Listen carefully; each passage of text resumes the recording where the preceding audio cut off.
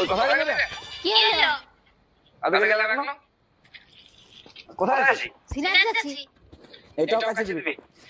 ঠিক আছে। ভালো হলো সাবানটা এনে দিলাম, কাপড়টা কাচিয়ে নিয়ে আস। শুকাবো না এখন।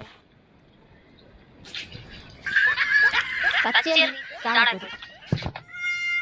আর দুটো সাবান নিয়ে চলে আসিছে, হ্যাঁ? একটা রাখিয়ে দেব। সবগুলো পাইবো না।